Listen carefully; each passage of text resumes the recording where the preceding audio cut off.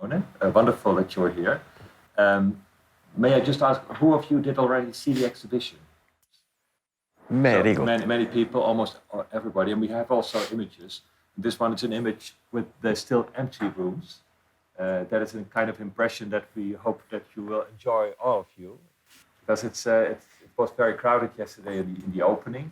We had in the opening day and evening over 3,000 people already, many people from the art fair. And so it was hard to see the exhibition and also to see the special thing that happens when you are alone with all these gentlemen that are sitting on the floor. Ugo, what I would like to ask you first is the title of your exhibition is Vocabulary of Solitude. Could you elaborate a little on that title? Yeah.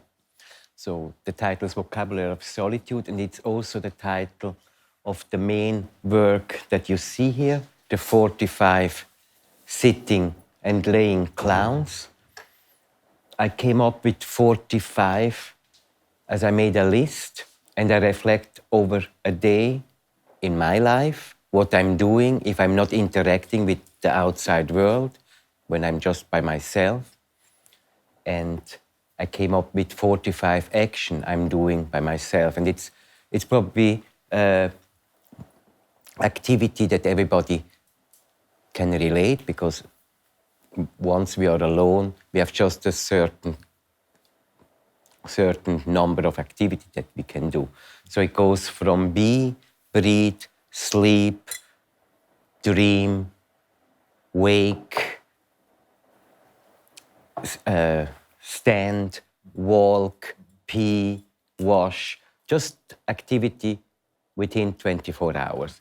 That's why it's called Vocabulary of Solitude. So the 45 figure represent a single person. And the 45 are divided by 23 female people and 22 male, and then divided in all 4 ethnics: Black, Hispanic, Asian, and Caucasian. Okay. Could you explain a little to us the meaning of the word solitude? Because we would say in Dutch maybe eenzaamheid, loneliness. But solitude, what is the warmth of the word? What's the meaning in your title, solitude? I mean, solitude in the sense that you are just by yourself, that you don't interact, that you don't have any social interaction. Okay. So that you slumber away a little, and that you are in your. I mean, I would sink also away in your thoughts. I would also call just a regular meditation, when you just watch your breath, an act of solitude. Okay, okay.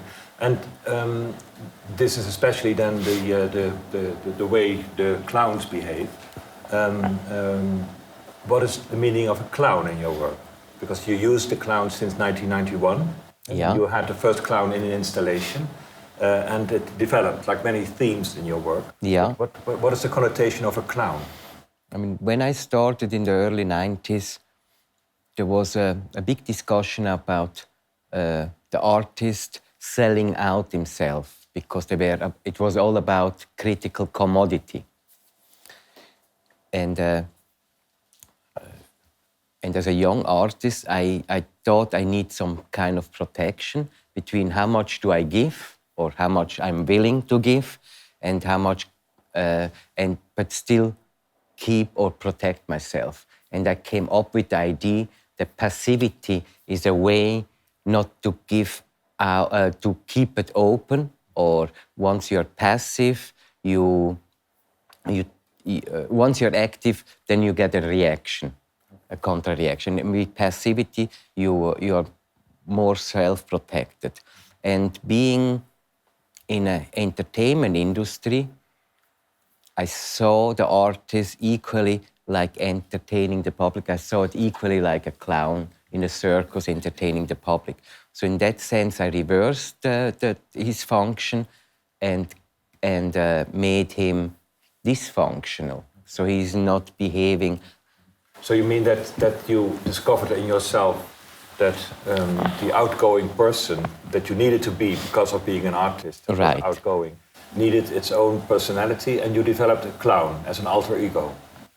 I mean, before the clown, I did 3 different sculptures of myself in this position that you see here, laying and sitting. And the third one was leaning on the wall. So the artist did nothing and was just watching himself. And then in the second round of the same question or situation, I came in with the figure of the clown who does not behave like it should. Okay. And so... But out of a self-protection. So just to see how far... Because first, if I would sit there as a sculpture, it was a substitute of myself. But the sculpture himself gave a certain distance. So you're personally there, you give yourself out to the world, but in the same time it's a puppet. Okay. So that's the self-protection. Okay. And so The distance. was there anywhere in your body of work a clown that was a self-portrait? Early on I did unfortunately we don't have the photo here, I did 300 Polaroids, me as a clown, and I had a dog then. I did 200 photos of this dog, and slowly this clown was morphing in a dog. Okay. So again, a dog, clown, some kind of underdog figure. An underdog figure, oh yeah. Or an undercover figure. Or the undercover. Yeah, that could be too. Yeah.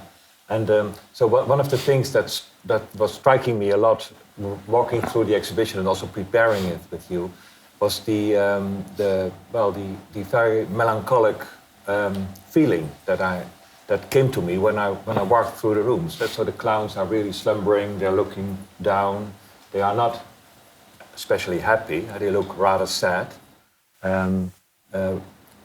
Do you think that melancholy is the general feeling between the 45 clowns?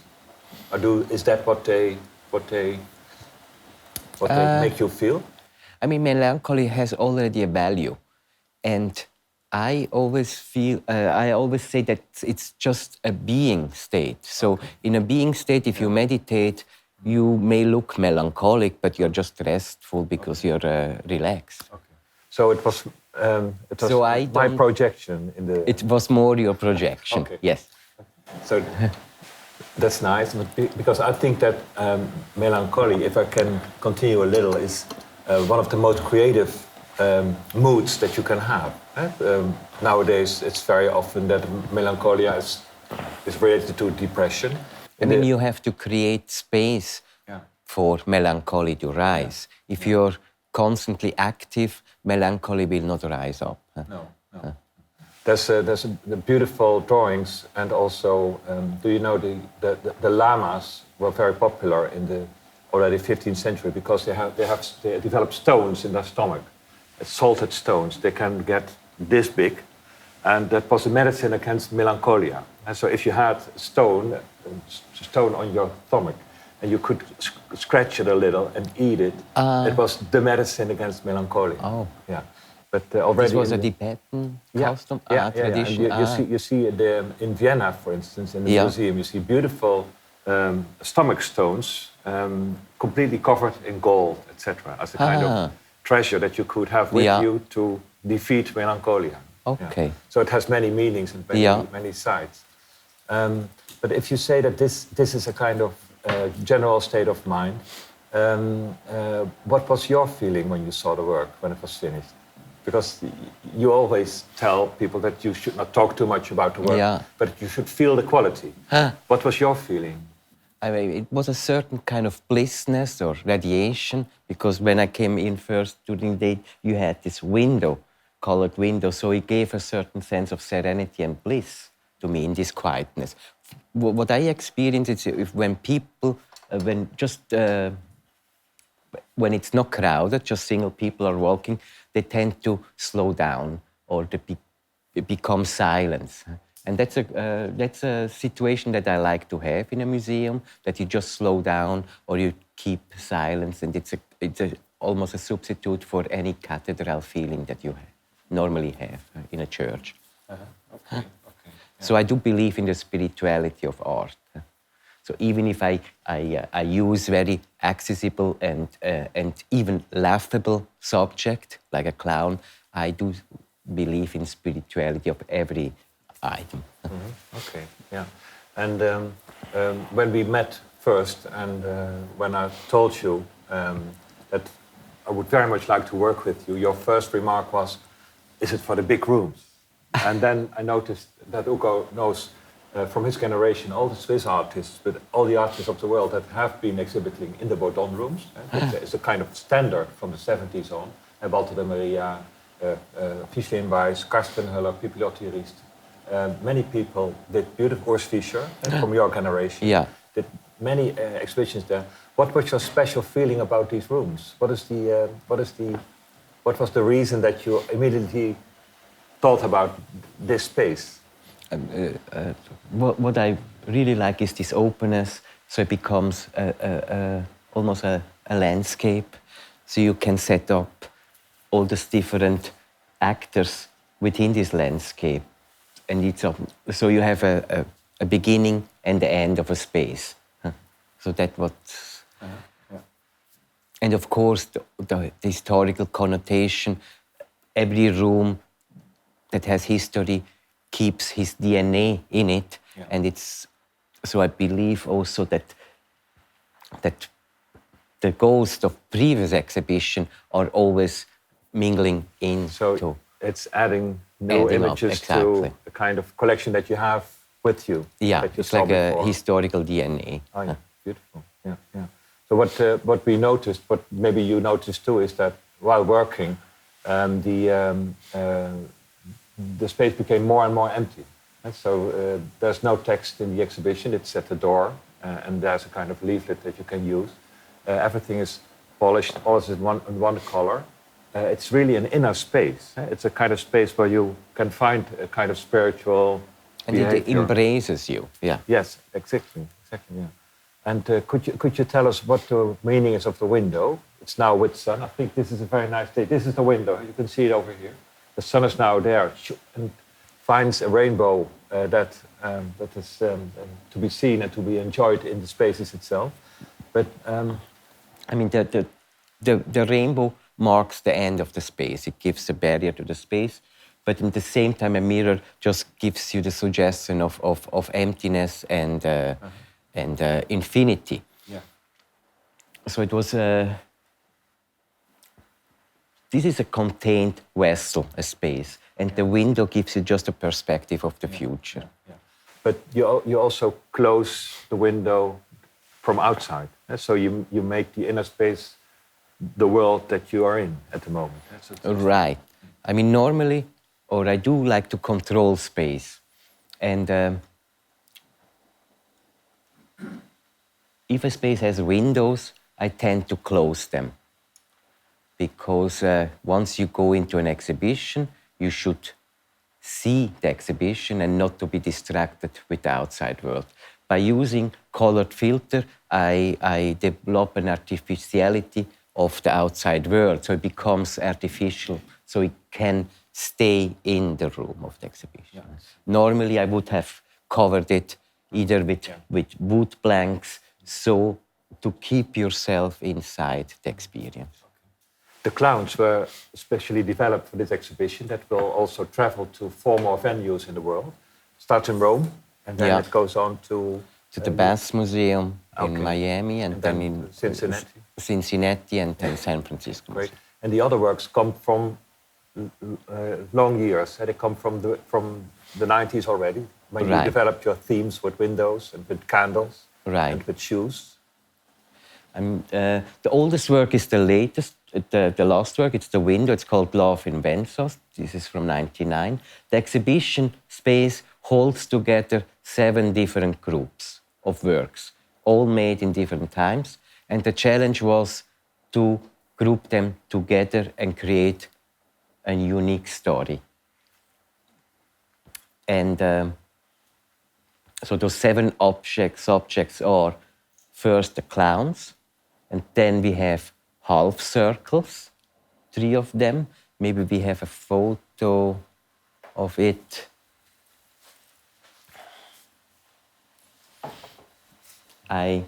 Yes.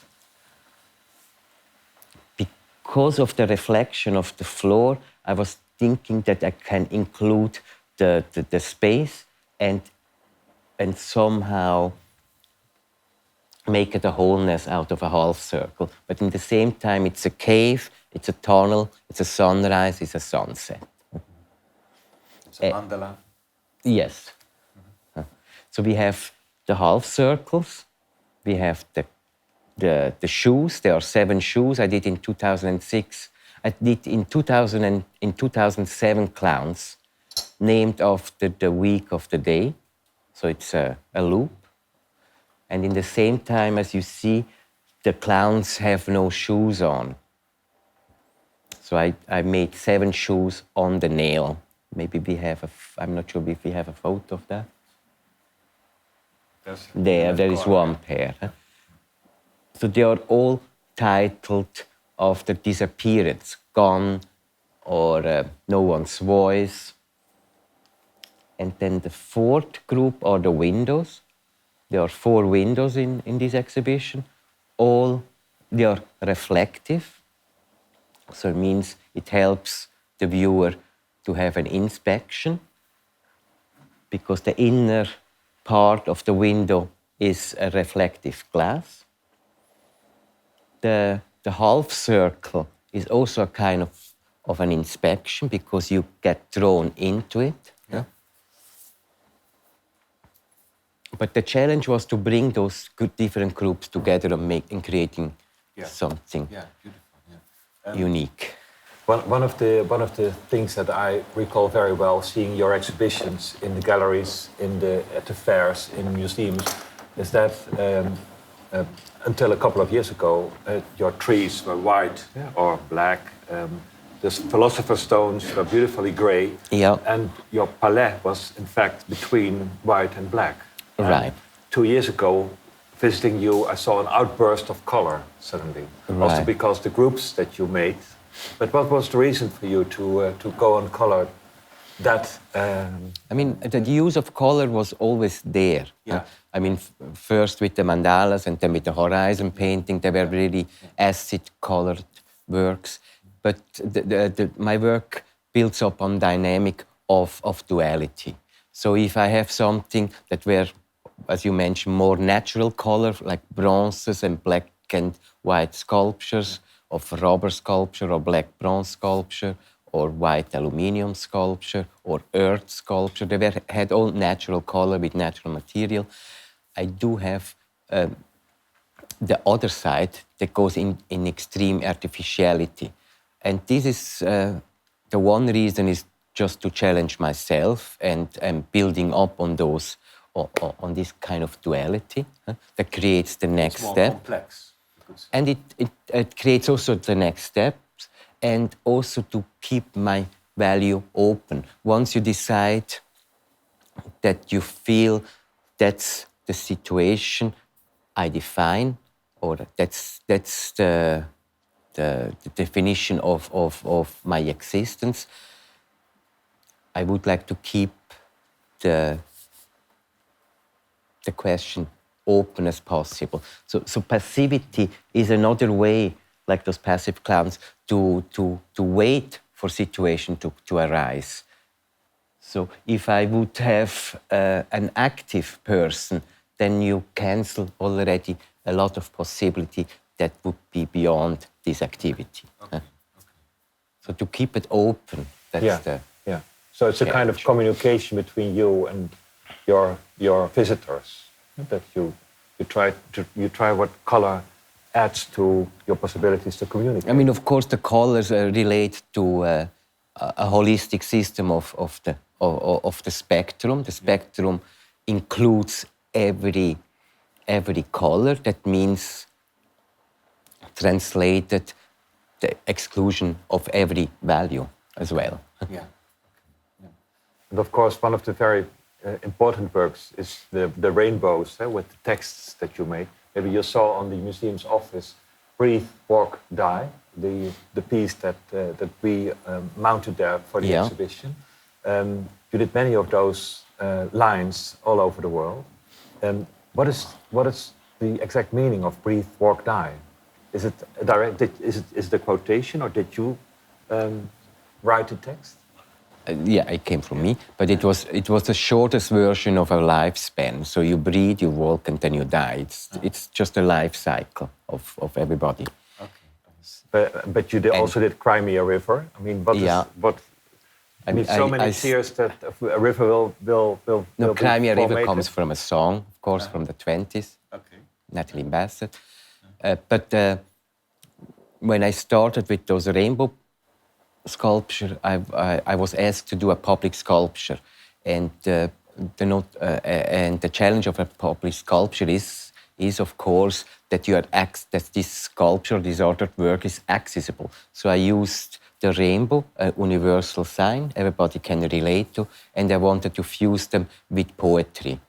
So it was the symbol, universal symbol, merging with a poem. It's now opposite Witte de Wit Street, which is a very busy street with many cafes, and many people responded about it already. It was lit since yesterday evening, and many people came in the museum and had photos of it and saw it as a kind of wonderful work in public space. Do you like to work in public space? Is it for you also a podium? I mean, it's the best public that you can wish for, because everybody has something for it, and I'm very surprised to come to Rotterdam and see all this public sculpture. It's very unique in Europe to have such a concentration of public sculpture, and I believe, I mean, I'm coming from the countryside. I grew up, so we didn't have a public sculpture would be maybe the circus who comes in town. So this was something special. And to have such a rich collection in a city, that's very rare, and that's very admirable. There's going to appear a book by Siebert Thyssen. He prepared it in the past 2 years with 2,000 sculptures in public space that were done in Rotterdam since 1945, including the Henry Moore and including the Calder that is in Hoogvliet in the park, and including the many, many things that we have. So it's really enormous what we do as a city. Last year is not so many as we used to, but has to do with money, of course. And are you now preparing any works in public space anywhere in the world? There's a bigger project coming up in the Nevada desert called Seven Magic Mountain. And it's a historical space where Michael Heiser did his first land art project. And before him, in '63, Jean Tinguely did his first deconstructing machine. What will you do? Coloring mountains? And I'm doing, I will use stone as a material and turn them artificially, because by painting them in day glow color and stocking them over each other. So there will be between 3 and 5 boulders stocked, forming a 10-meter tall mountain, and it's called Seven Magic Mountain, on that same site on the dry lake in Nevada. That's a half hour from Las Vegas. And it's a reaction to a project that I did in New York at the Rockefeller Center, where I use the same material, stone, and building a human figure out of stone, where the material stone was left raw. So in the desert, and also all the land artists were using material that would camouflage with the landscape. And I wanted to do the contrary. For once, to have a duality with the situation I did in the city, coming with something very primitive into a developed situation of the city. So going to the desert, I wanted to do the contrary, using the same material but artificial. And also to challenge the notion of land art by bringing in artificiality into land art. So contraposition is really a creative force in you. You have the banal and the sublime. You have the... Exactly. Yeah. Yes. Yeah, and the yes and the no at the same time. Always in the same time. That's nice. I visited you in Haarlem in your beautiful studio, and I noticed that you do really also a program for younger artists. You are a mid-career artist that is well known all over the world, but you also try to stimulate young colleagues. Could you tell us a little about it, or is that a secret? No, it's not a secret. I installed 5 studios for young artists in a turnus of every 2 years. They can have their studio there, and we are in a constant dialogue with the works they are doing. Because I'm not teaching anywhere, that's my closest form to be a mentor to younger artists. And how do you find people, or do they find you? The first 2 years was easy because 3 of the artists are working part-time with me. Yeah. And then, because I'm in Haarlem, I choose also 2 artists from the neighborhood. Oh, yeah, to reach out. And so that's an impressive program, and I do not know any artist that is doing that in the same way, so wonderful. And you are also very active as a curator yourself. As you make at Eva Prezenhuber, you did a presentation. Yeah. You're preparing presentations in your studio by artists that you select. Yeah. And you did a couple of months in Paris, just finished an exhibition on John Giorno. I love John Giorno. I love John Giorno at the Palais de Tokyo, which was a beautiful exhibition, so warm, and it showed John Giorno as an artist and as a collector and as a person that could go on stage and as a person to love. I mean, John Giorno is my partner since 18 years, and he's a poet, but with a lot of cross-reference to the art world. And since the 60s, he collected his archive, and I was interested if I can translate a literature archive into something visual. This was the challenge to do. And because he was always in touch with the art world, over 4 different generations, many artists have collaborated with him, and this was the occasion to bring those collaborative works together. Yeah, it was amazing to see his work and so. Did anyone see the exhibition in Paris? No, it was really unbelievable. And but maybe you remember the first movie of Andy Warhol, Sleep, and this sleeping man is John Giorno, and this was his first collaboration with an artist, and many others would follow after that. So you are very much a person that belongs in the history of art, and you are very aware of the things that you add to this history. Do you have a very on the future pinpointed mind? Are you thinking about the next step always? I mean, now coming on a point of a mid-career situation after 20 years, it becomes fun to refigurating my own work. Yeah. And this was fun to do here, for example, to bringing together those spectrum works. 2 months later, I will have another retrospective in Le Carré in Nîmes, where I group together all work related to nature. So it started to become fun for me to make those. Okay. And is there also the work with the olive trees involved that you told me about? No, there will be also 7 different groups of works. 3 groups belong to painting. There will be cloud painting, star painting, and landscape painting. Like those tunnel paintings, they all show space, and they are always titled. All my paintings are titled after dates. So there will be these 3 groups of paintings and 3 groups of sculpture. Yeah. The sculpture are animal sculpture. I did 45 fishes, 45 horses, and 45 birds. Over the years, I started with the birds 4 years ago. They are called primitive, primal, and primordial.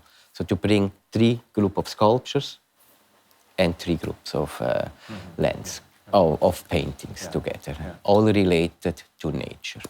Amazing. So we go to Nîmes. We all go to Nîmes. Can we take any questions? Of course. Is there anyone who would like to know more, discuss detail? There's not a lot of information, but there were 6 clocks written on the wall, and I could only find one. I was curious what happened with the other clocks. I just before the opening, I decided to take them down because one was just around. One was around here, and has the same size like the shoes. So either I would show the shoes or the clocks. So sometimes you plan something, and then when you see it in real, it doesn't work out. So it was a deliberate decision to take it out because they would just fight to each other. But it was quite interesting because it was the final hour, 2 hours of installation. And it was in a way, so this was a great result. And then the clocks came in and they did something with the gravity. So it came from the ceiling. And the exhibition, as you experience it now, as I experience it now, tries to lift, to go up. And an element from the ceiling put it down again. And it was in fact a contrary movement, and maybe a little too much. It was... Because the challenge was also to keep a balance with all those different colors. And I changed a big deal, moving those clowns around, moving the windows around, moving the 7 shoes around, just to keep a certain balance, how you can experience the color of those artworks. Yeah, exactly. And then this afternoon, of course, we will receive 3,500 children, we believe, I'm afraid, who all sent you a rainbow drawing after your request. And they are now mounted at the outside wall of the exhibition, on a beautiful wooden wall that was specially prepared. Did you ask children before to contribute to your exhibition? I did that twice before, and the idea is to add up with every city where I'm doing these rainbow works, and in the end it will just be a document of the energy of the youth or of the people in the beginning of their life. We were very amazed by all these children that we could reach out to, and we see that this is the 13th generation. We are the 13th generation that take care for the museum. The 14th generation was yesterday at the party, 3,000 people. The 15th generation is coming this afternoon. And they have to take care for the museum until 2050 or so. And it's good that they are invited by you. Maybe not all for the first time in the museum, but they really learn how to be owner of such a collection, such a beautiful place. And that's, I think, a great way to involve children in the museum. So thank you for that, and thank you for the... No, I have to thank all the children, of course, and I will do that I believe the opening is in 2 hours. Yes, no? it's 3 o'clock, yes. Yeah. So that will be a very cheerful event. And I hope that they can all find their drawing, because otherwise it could get nasty too. Some are covered, so we'll see how we do that. It's also a kind of play of memory. So can you remember your own rainbow? So I would not make the difference so easily, because many of them are alike, of course. But maybe they will recognize their own drawings. Where are their drawings? Sorry? Where are these drawings? They are at the outside wall, at the Bordon. Yeah, if you walk... No, at the outside wall. It's a part of the exhibition, and it's before you enter the big space. You have the work of the children. Yeah, you can't miss it. It's very, very clear. And it's an important part of the exhibition. I mean, the exhibition starts with the rainbow that gives you a life, and then once inside, life starts with those children drawings. Okay. So Ugo, thank you so much. Thank you for being here, and thank you for your elaborations and for the great show. Thank you very much. Thank you.